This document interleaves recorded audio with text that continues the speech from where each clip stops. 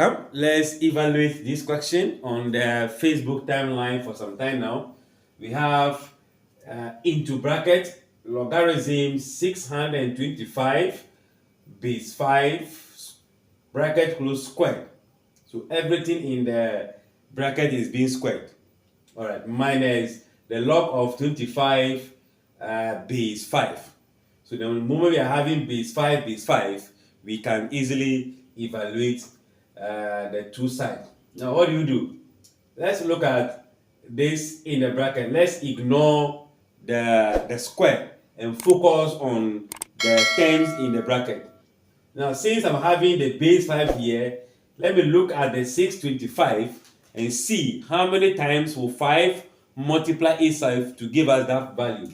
Let's see. If we multiply 5, a series of them, 5 times 5 will be 25.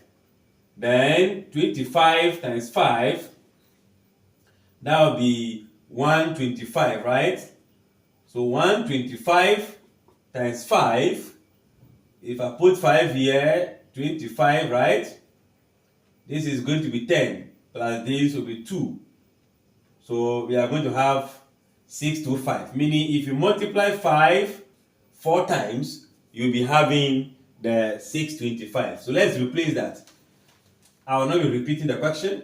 So let's just say this is going to be into brackets the logarithm of 5 exponent of 4 base 5 all squared minus, you can see that this is also going to be 5 times 5, which gave us the 25. So that becomes the log of 5 exponent 2 base 5.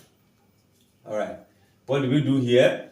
In here, we are having a power. So we apply the third law, which is if you have a power, the power comes to multiply the logarithm. So that is going to be 4, the log of 5 base 5, all square minus 2, the log of 5 base 5. Then we have to also remember that if I have a logarithm of a base a, the answer is going to be 1. That's one of the properties. So log 5 base 5 is 1. Log 5 base 5 will be 1. So I'll be having 4 times 1 all square minus 2 times 1. And I believe this is going to be 4 in the bracket. So 4 square, 16. 1 times 2, that will be 2. So we are going to have 14.